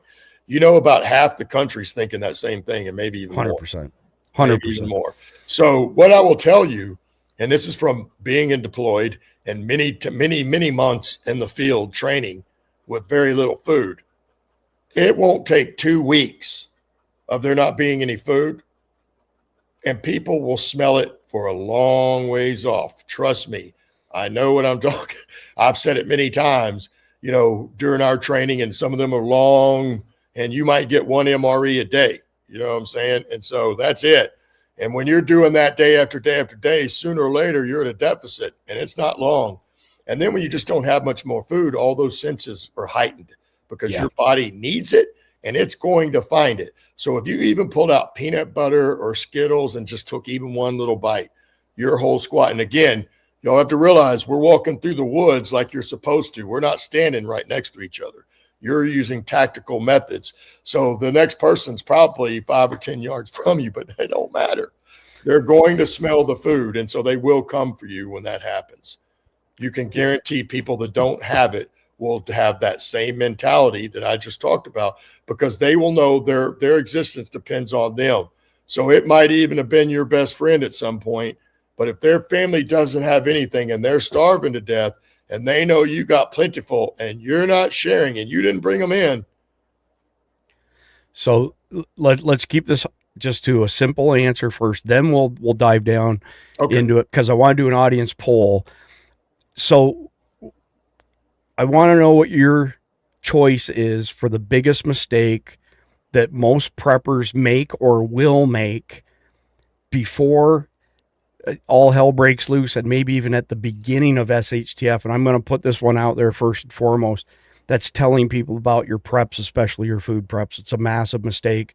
those of us who work in the industry, obviously we're kind of an open book in that regard, but for everybody else, you should never, ever, ever tell people what you've got for preps, what you've got for food, ammo, all those things.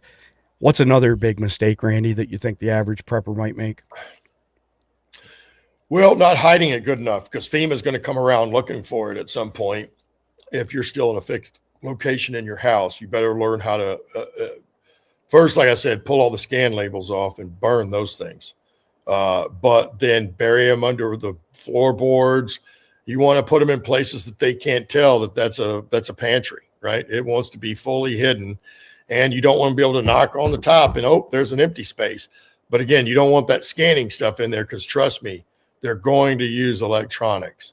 And, they're already probably, if you're buying it through Amazon and others, they're already notating all that stuff anyway. And the biggest thing, that will be one mistake. But another mistake will be maybe not rationing as much as they should right at the beginning, because it's going to last longer than they think. Good. That's a really good point, actually. Yep.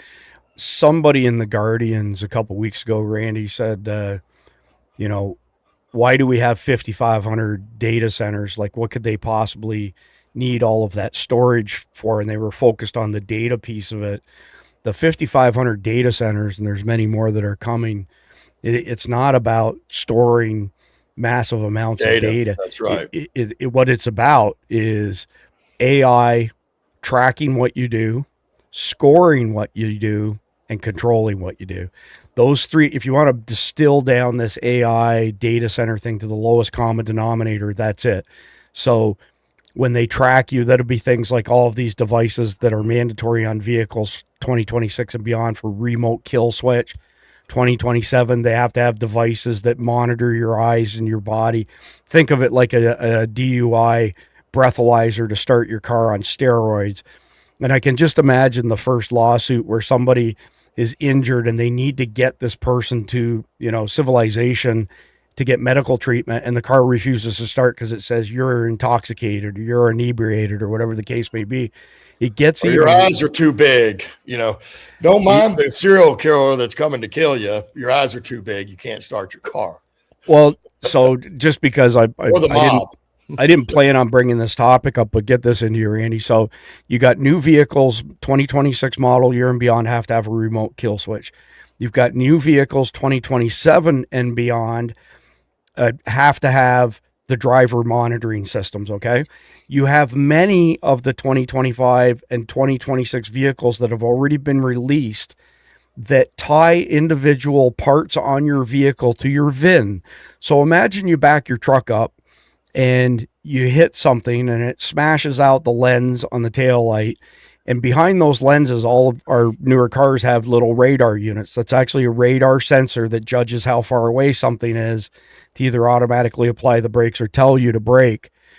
When you go to replace that part, it's locked to your VIN number of your vehicle. And if you buy it from an aftermarket place and you put it in yourself, it bricks the ECM, so the main computer, and it costs $600. I know this for a fact from GM. Costs you $600 after you have your vehicle towed to the dealer to have them clear your ECM, and then you've got to buy parts from them and have them installed. That's they can in turn say this part number with this serial number is tied to this VIN number for this truck. It gets worse. There have been, I want to say, 130 wrecker yards that have burned down in recent months. And now there are junkyards. Yep, you're right. And now there are states where there are legislators, California and Texas in particular, where you have to get an annual inspection sticker on your vehicle, which anybody who's lived in Texas, like Randy, me, will tell you, it's been nothing but a tax grab. You ready for this? If you have a pre-2026 or 2027 vehicle, they're going to try and make it mandatory that your vehicle be retrofit with something to monitor the driver and something that will be able to kill the ignition remotely. I mean, this is just insanity where this is going. So anyway, that's a deep rabbit hole. Let me get us into segment number 3 here, and we'll bring this thing home. So segment number 3 is titled "What Psychological Resilience Will Look Like When the Pressure Arrives." The households and communities that will hold together when the collapse pressure described tonight arrives won't be the ones with the most resources or the most fortified perimeters. They'll be the ones that built the relational density, the accountability architecture, and the faith framework that keeps minds and communities intact when everything external is failing. Genuine psychological resilience under collapse and pressure won't be a personality trait or a prepper credential. It'll be the product of deliberate architecture built before the pressure arrives, including community structures that catch the behavioral drift early and faith commitments that function as fixed reference points the moral disengagement sequence can't easily, redefine. So your household's ability to hold its mind and faith together when everything around you is breaking will be the most operationally significant variable in the scenario we've been describing tonight. And the next episode on Monday will show you exactly what resilience looks like in practice. But with that being said, I'll get Randy back on stage and we'll bring this thing home here. Give me your thoughts on communities that you would expect to hold together during this versus communities that you would expect not to hold together. You can name them by demographics. You can name them by characteristics, whatever you want. I personally think that all inner city communities will smoked. They will deteriorate into mass violence and murders and looting and fires, in the blink of an eye. And I think it takes quite a while before that gets to rural places. And when people, ask me, like, what's your advice on, having a bug out location? Doesn't matter what the bug out location is, right? It could be a storage unit. It could be a cabin. It could be another house if you can afford it. But I always tell people, make sure your bug out location is at least a tank and a half away from the city, because when the shit hits the fan and people can't fill their gas tank, if your remote location's at least 1.5 tanks or more away from civilization, you're in a lot safer position. But what happens in the suburbs, Randy? Well, the suburbs, they might have a little reprieve in the beginning, but here's reality. And JJ was speaking to this a little bit earlier, right? When everything is gone and everything is stolen and all society it will quiet down somewhat. Right? Because there won't be anything, people won't be able to just be out stealing shit anymore because it'll all be gone already. All the wildlife will be gone. At that point, though, you're going to see people try to take over, very similar to the remnant story. I guarantee you that's what happens. But those suburbs will have a little reprieve in the beginning. But when the city empties out and there's nothing left there and these people are still hungry, guess where they're going to go next? To the suburbs, because they're right next door. That's where the suburbs are. Like here in Dallas, Fort Worth, they're all in between. All in between, all the outer lying areas. And, it will take some time, but it won't take as long as you think for them to empty all that out. It won't. And they'll be to the suburbs next. And then once they're done with the suburbs, they're going to kind of spin out, because it's going to be the same thing you just said. The people that are far enough out rurally, they're not going to get there to them. There won't be any fuel. And if they walk there, well, they're not going to come with a pack of 1,000 people to walk 30 miles, are they? Probably not. People will be too lazy then. They won't have the energy either. So I would say, as you mentioned, the rural communities, certainly the further out, or let's take Jeff's little neighborhood, right? You're somewhat, but the fact is you're right there by Orlando. So you're in basically the suburbs. He's in the middle of a desert. So you're out there and you've got your own little neighborhood. I think those do the best, actually, over time. Yeah, well, let's throw another angle at this, Randy. And I want to hear your firsthand experience with this, is that everybody I know who's been in a life or death situation that's combat related or law enforcement related, that has a strong belief, a strong faith, they've told me that they think clearly, because in their mind, and I agree with it, if it's your time, there's nothing you can do to stop it. Like you're going to go when it's your turn to go, sort of thing. Talk to me about the mentality and how people function with that type of perspective on things versus let's call it the agnostics. Like when you've been in combat, has that entered your mind to say, I'm gonna keep the hammer down, and if it's my time, it's my time? Well, it's what I mentioned. You have to, what you know, and certainly when you get in the middle of gunfights, you just have to accept that you're already dead, but you have to keep doing your job. See, that's the one thing about combat, certainly not in the boring times, right? Because combat can be described, we've heard it from World War II veterans, and they probably heard it from even Civil War veterans before that. Combat is hours of boredom and then moments of sheer fright. And that's just the truth of the matter. The good thing is in special operations, there really wasn't a lot of boredom because you're constantly having to plan for the next thing. And you're also working sources to get more information to also build more packages. And that's the good thing because it keeps you busy and focused on something. But even in the middle of the gunfight, there's something to do next. And so you're focused on that. And in the middle of that gunfight, you're not doing a lot of thinking, right? You're not. I mean, you're reacting and you're doing what you know to do, trained. And if there's a bad guy there, you shoot him in the face. If not, you keep going. Or if you have to clear that door or whatever, there are steps you have to take. And so that keeps you moving forward. And you don't really think about it in the terms that we're talking about right now until you get back later that night, the next day, whenever it is, and you actually are going to go to sleep. And you might have a few moments there where you might have some thoughts like, whoa, yeah, that was a little bit of a Pulp Fiction moment there, the bullet holes behind you in the wall. But, in the moment of it, you don't have time to think about that. You're on to the next, whatever you're doing. And of course, when you finally cleared everything, it's zip time the people that are still alive, clearing the bodies, and then, notating where everything is. And so you've got a job to do that keeps you from having to think in the terms that we're talking about.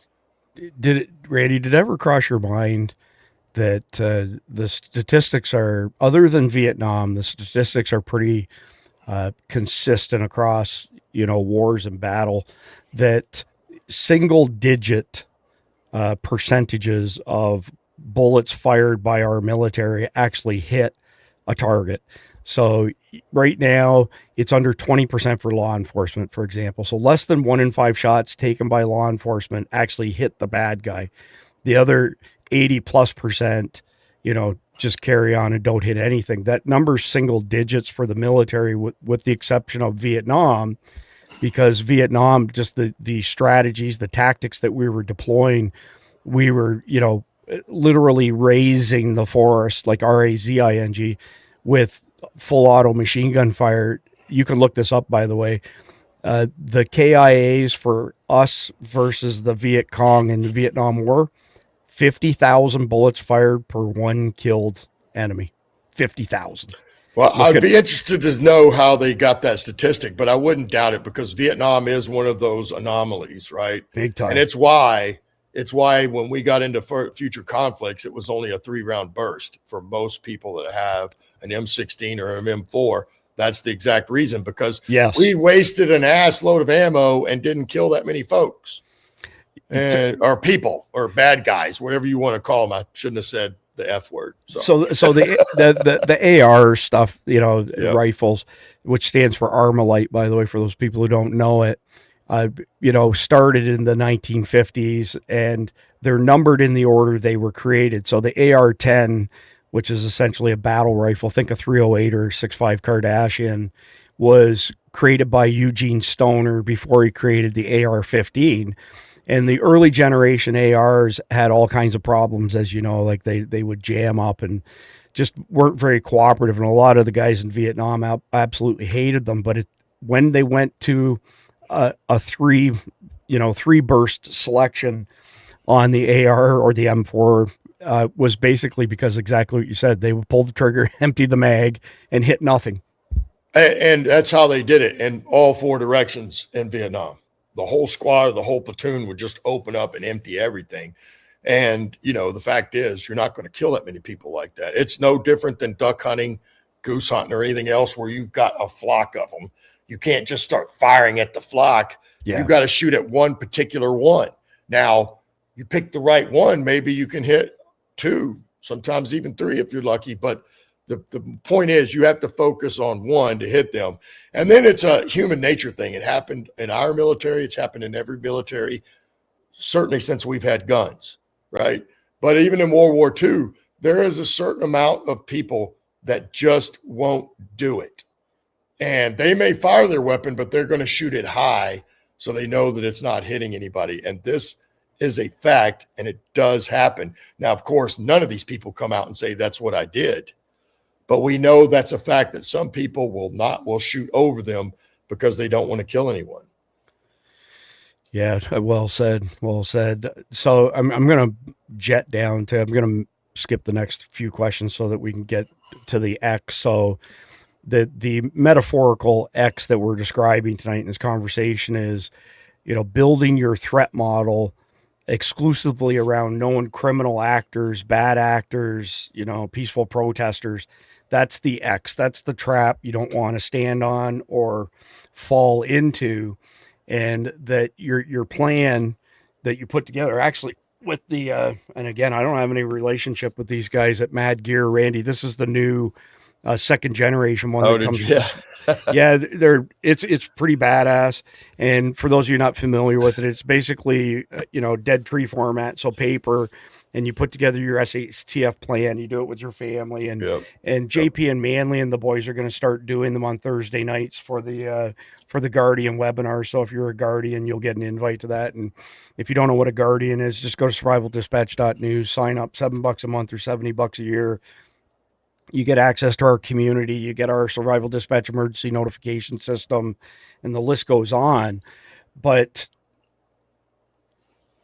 if you don't have that plan, we've discussed this ad nauseum, so I'm not going to dive deep into it. Either you plan, and if you don't, then you plan to fail, basically, right?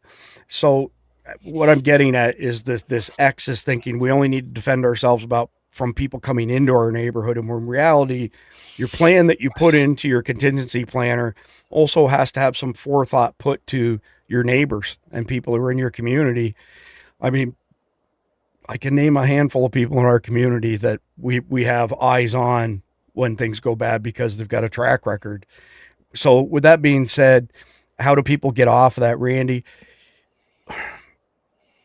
What are your thoughts on rebuilding the threat model in your planner, starting from the inside out? Like Khalid talks about, going in rings, right? So starting with an assessment of your neighborhood, then maybe your community, then maybe your suburb, whatever the case may be. Does that make sense to you? Yeah, no, it does, because it's what we do in special operations, right?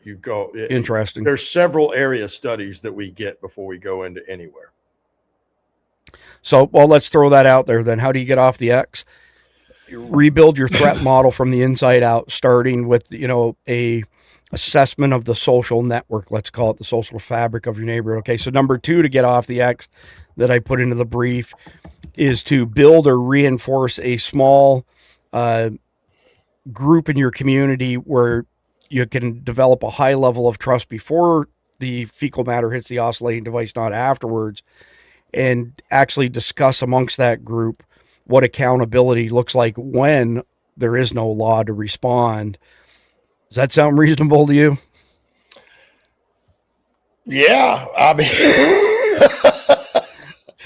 what's reasonable though, Chris? I mean, again, it comes down to the definition. Who's defining what reasonable is? And then it's, So really what we're trying to do when we say identify the X, get off the X, is give you some stuff to think over so that if you've never thought about a situation and you get thrown into the situation, it's hard to make good informed decisions when you're under that level of stress. And then these people don't really know what all the contingencies are going to be when that actually happens. So like for us, we were able to plan out if it's an IED or this type of ambush, you know what I mean? Where people may not be able to do that exact metric, but you're right. You should plan. Because no matter what, like we've always said, if you're prepared, you're more confident in it. And then when something happens that wasn't planned for, you just pivot. You don't shit the bed. And getting off the X, the biggest thing is if you're in a vehicle, you don't stop. You hit the gas and you keep going. If you are on foot, well, you run in the safest direction that you can figure which is the safest. But again, always being mindful and watching. If you run like with your like a chicken with his head cut off, you may run right into a trap. So at least pay attention to what you're doing. But getting off the X means you got to get out of that area, because if you don't get off the X, it goes back to the same old infantry tactics, right? To stop is to die. Always keep moving forward, regardless of the objectives or the obstacles ahead. You always keep moving forward, because to stop is to die. And it's just a fact. It's a fact. And if you stop on the X, you know, if it's a good X, you're not getting off of it at that point. That means everybody's going to get dead. Now, not everybody makes a good X, but, you know, maybe you could get lucky. But again, if you get into one of those that's a well-made X and you don't deploy some sort of evasive measure to get out, like right now, you're not getting out. You're not getting out. One that comes immediately to mind is Black Hawk Down. You know, oh, for sure. I mean, you know, once that bird went down, they were screwed. And certainly by the time the second one went down, they were so screwed it's not even funny. And you know, and those were real solid professionals. Yes. Folks. Solid professionals, and they got their lunch handed to them because they made some mistakes. Well, I mean, just while you mentioned that, those are the best chopper pilots in the entire world. Those were on the planet. Those were the 160 Night Stalkers. That's right. That, you know, had their Black Hawk shut down. There's nobody out there who's at their level as far as helicopter pilots are concerned. And we know a few of them. Well, you know more than I do, but I know a few of them firsthand, and they're incredible people. So the third thing I had, Randy, as far as the X is concerned, is, I don't know, maybe it's more of an adage than anything, but, you know, they say, rightfully so, that it's not how you behave in front of other people, it's how you behave when they're not watching what you're doing. And well, that's true character. And making a commitment to that. Correct. So if you make a commitment now to adhere to that and behave the same way, you know, when nobody's looking versus when they are looking, and you build character, like Randy said, that will help ground you during a state of moral decay happening around you because of some sort of collapse or SHTF. So, well, put it this way: when you do something wrong, whether you got held accountable by the law or by man doesn't matter. All that stuff sticks with you. And how I know this, it's just like I said, and I know guys down just a few to guys that have, you know, have a body count of over 100, and it matters. Even when you're doing it the right thing. Well, let's just put it this way. So if we read the Bible right now, right, and we go back to when David was king, you wonder why he didn't build the temple, right? And the reason is he wanted to build the temple. He's the one that bought everything for it and got it all assembled. But God told him, and listen, everybody knows David was one of God's favorite, bar none, period. But the stuff that David had to do to get where God wanted him was costly. And so when he wanted to build the temple, God told him, you have too much blood on you. You are not the person to build the temple for me. Your son, Solomon, your son, will do that for me. And so if God told his favorite man that lived besides his own son that he couldn't do it because he had too much blood on him for all the people, that tells you right there, it sticks with you. And then reading the book I told you about, 18 Days to Heaven, when the kid died and went up, the first heaven was the sky. But he went through the second heaven to get to the third, where Jesus is. The second heaven, he said, is spiritual warfare that's right out there. If we look up right now, it's happening right now. We just can't see it. But in that second heaven, he said there was spiritual warfare going on. Good and evil were duking it out as he went through. And he said it was slimy. It was slimy and it tugged at him, but the light pulled him through. You know why that is? Because sin and all that stuff, or even killing and righteous killing, sticks with you. So that's why you do. If you do it when nobody's looking, you think nobody knows. Let's just look at people that do end up murderers, or we see people that steal. You see those, everybody around them sees their whole personality change through that whole thing. because it sticks with you and there's a cost. So even when you do it, nobody's looking.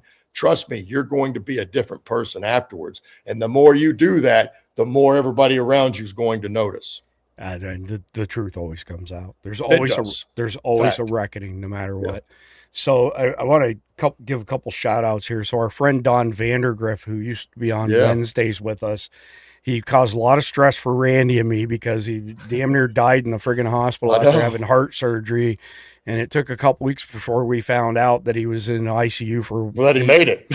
Yeah, and that he made it and stuff. So I got a box yesterday, Randy, and Don sent me a bunch of his books. Nice. I mean, I've got quite a pile of them beside me here, and I got an email from him a couple days ago. This is actually his latest one here. It's a hardcover. Just a super guy, real American TM Randy Nance. We'll probably see him soon in the next week or two. He's starting to feel a fair bit better. And then Randy, I met this really cool guy from warriorlife.com. Let me pull it up here. So this is not the homepage. This is the page that tells you about everybody who's in their network. Look at this list of people who contribute to this warriorlife.com, which is all about survival, self-defense. I'm not even halfway down the damn page. Really? Holy smoke. And I mean, these are guys like you, like Green Berets, to everything you can possibly imagine, right? So the guy who owns the company, his name's Jeff Anderson. And out of the blue, he reached out to me a couple months ago and he's like, hey man, I'd like to send you some of our products. I want to send you my machete, and so on and so forth. And I would love to show the machete that he sent because it's pretty badass. And our property in North Georgia, one part is a really steep slope and it's covered up in laurels, which, it's like a wooden prison cell, basically. Machetes really come in handy, but he sent me a whole bunch of DVDs on stuff like, combat knife throwing, combat machete. But check it out, warriorlife.com. Really interesting company, really interesting guy. I'm telling you, the knives that he sent me, and I wish I could show them, but YouTube now has this thing that if you show weapons on a live stream, you get an instant strike. Doesn't matter what the weapon is. So, unfortunately, well, do they do that on YouTube TV when there's a gun in a show? Of course they don't. Of course they don't. Of course they don't. Yeah, I'm not going to go down that I know. I'm sorry. No, it's all good. So a couple other things to mention. So the new format for Remnant starts tomorrow. So when I wrote Remnant, I've written 104 episodes, and there will be more than 104. And I produced and published the first 11 episodes. 1 hour was not enough. The 1 hour was leaving too much stuff that I had written out of the episodes. So what I've done, and it starts tomorrow, is that each episode's actually split into a part 1 and a part 2. They're both going to average between 45 and 60 minutes a piece. So you're talking about what was 1 hour is now a minimum of 90 plus minutes split over 2 days. So episode 12 gets released tomorrow, part 1, part 2 on Sunday. A week after that, the public get them. So if you want them right away, you can sign up at survivaldispatchremnant.com and you'll get all the episodes when they're released, 12 noon, Saturday, Sunday, instead of waiting for the following Sunday, 7 p.m. Eastern. You get the companion articles and you get invited to JP's Remnant Roundtable. So Randy, when I wrote the Remnant series, I created this thing called the CH variable. And when I take the script and I flip it to something that I can use where it's defining who's saying what and so on and so forth, if I put something in the CH, value, it comes into play during the episode. So people who participate in the Remnant Roundtable could say, hey, I'd like to see a little bit more on this, or I'd like to see this type of event happen. I throw it into the CH variable and it invariably shows up in an episode forthcoming. So last weekend, episode 11 is the only one released. It goes to the public tomorrow night, 7 p.m. tomorrow night. Paid members have had it since last Saturday. If you're a paid member, you're going to get part 1 tomorrow for episode 12 and part 2 for episode 12 on Sunday. The production quality is taking a big leap. There's a lot more bases covered, a lot more information. I'm not going to tell you all the plans I have for it, but it's going to be going in some exciting directions. For those of you wondering what the hell it is, it's an unwoke version of The Walking Dead. No 100-pound women beating the shit out of 250-pound, operators like Randy. And there's no politically correct bullshit. And there's no preaching at you like Hollywood. And also, there is no, science fiction like kings who have tigers in America and, zombies and all that stuff. We do have what are called the marked.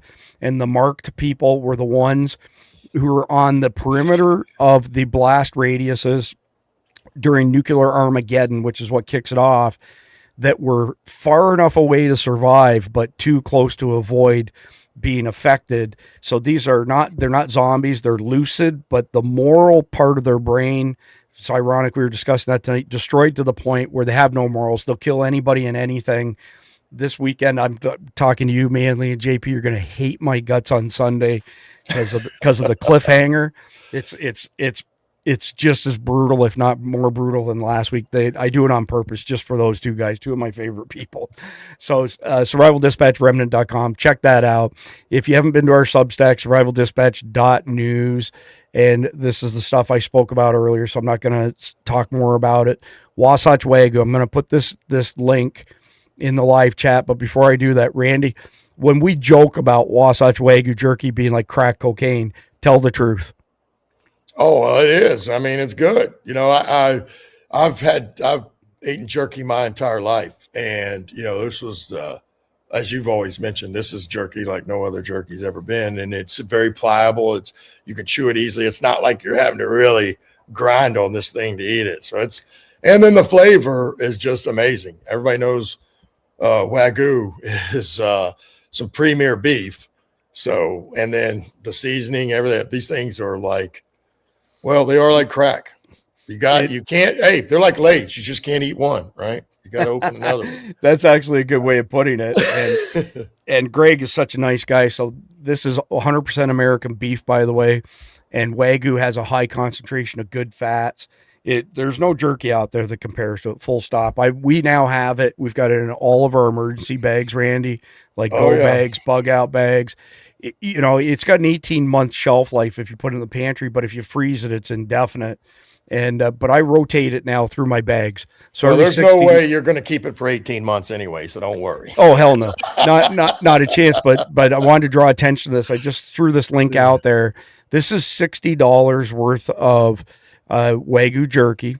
It's a 9-pack, normally $60. $30. Wow. Well, it gets even better. So Greg knocked it down 50%, so $30 basically.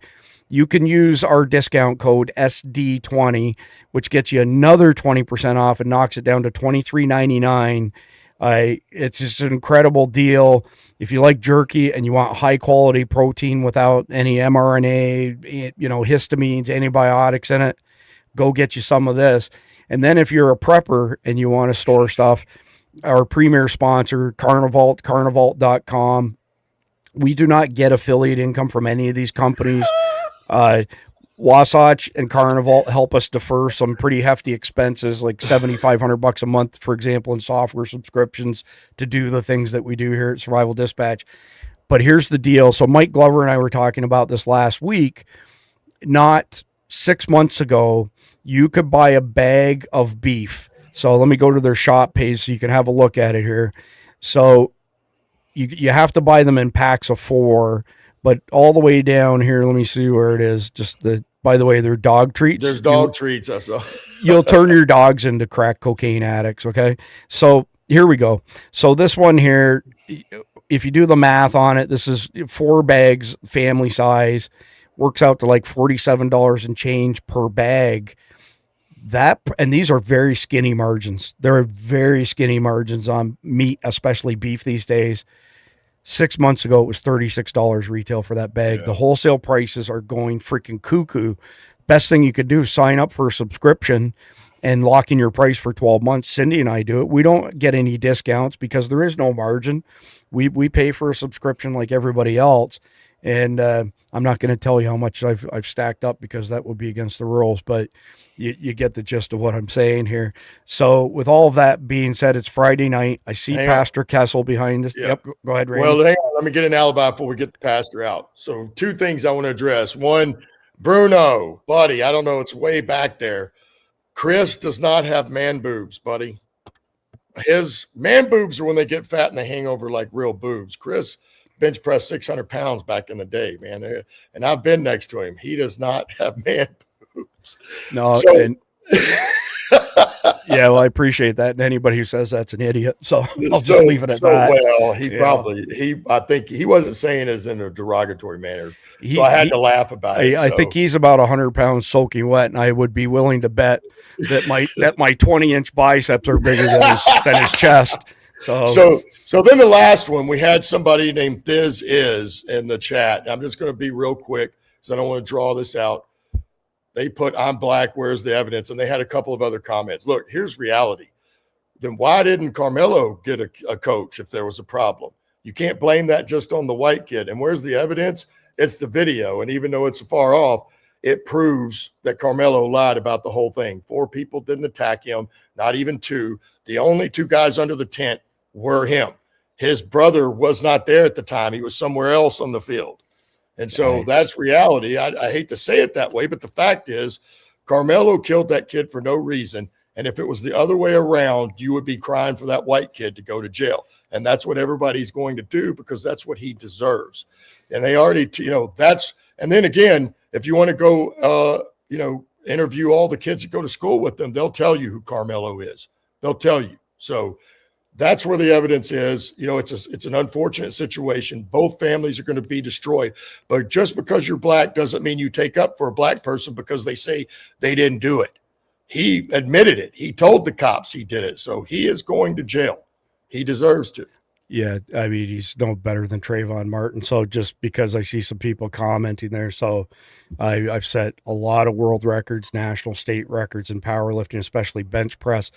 At 46 years old, I set an open class world record in the 90-kilogram class of 198.4 pounds. This is a 638-pound bench press in the 198 class. You have to have judges from 3 different countries to count, so there's no favoritism.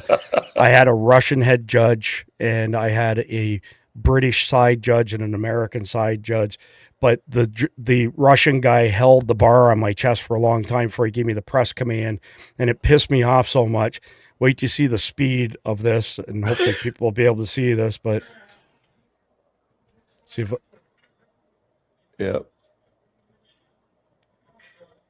trying to find the volume here.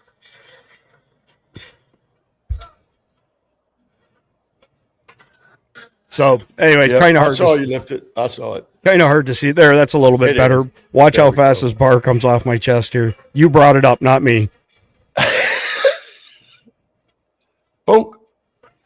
So, that's 600. How much? That was 638 pounds. Ooh, and that was an open class world record, even though I was considered Masters 2, which is 45. I think 450 is the highest I ever hit. 450. Yeah, so which is still decent. It's respectable, but it ain't 638 pounds. Well, that was my alter ego for many, many years. Just met head like that. But anyway, with that being said, let's bring Pastor Kessel on so we can close out with a prayer on a Friday evening. And I'll give you all everything else here. We're going to be back on Monday evening, usual time. Jeff probably won't be with us because of his surgery today. So put in a good word for him.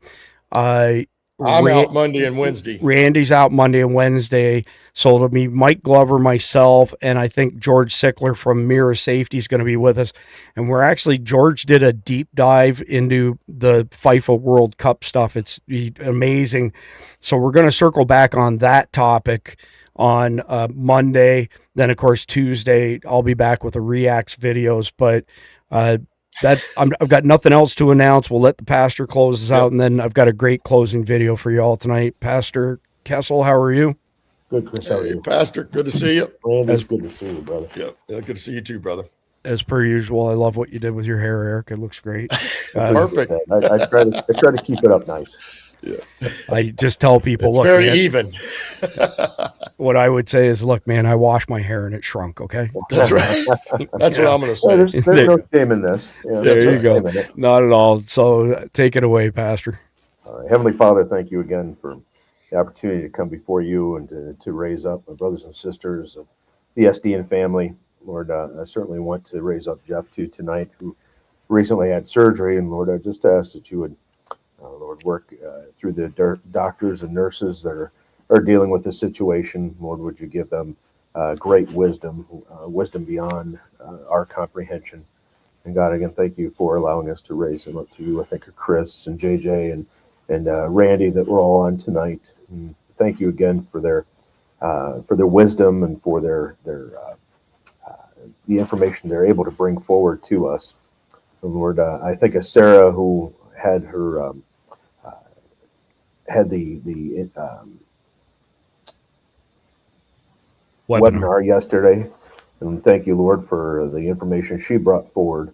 And God, what great information! And God, I just pray that you would continue to use these people to bring forward the information that you have given them through circumstances and through education. Lord, as I look to your scriptures tonight, I read this important message where it says, "Be not thou envious against evil men, neither desire to be with them. For their heart studieth destruction, and their lips talk of mischief. Through wisdom is an house builded, and by understanding it is established. By knowledge shall the chambers be filled with all precious and pleasant riches. A wise man is strong, yea, a man of knowledge increaseth strength.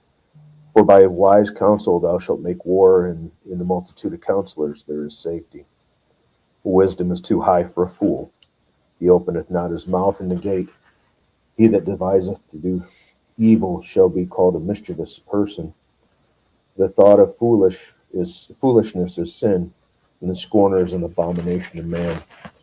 If thou faint in the day of adversity, thy strength is small. For if thou forbear to deliver them that are drawn unto death, and those that are ready to be slain."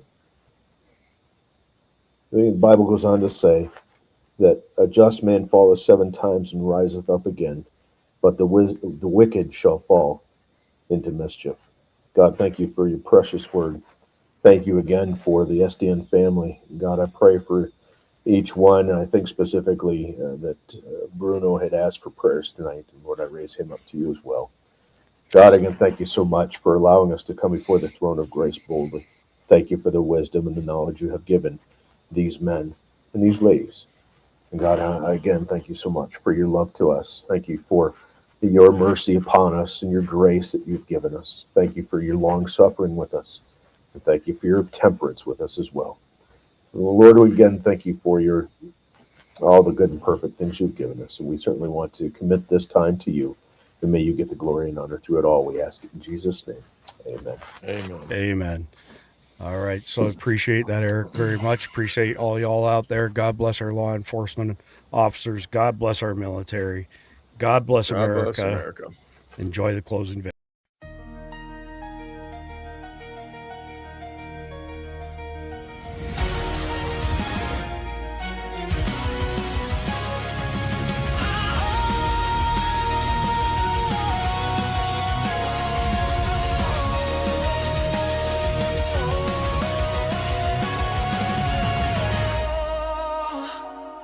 Oh, say, can you see by the dawn's early light what so proudly we hailed at the twilight's last gleaming, whose broad stripes and bright stars through the perilous fight o'er the ramparts we watched were so gallantly streaming,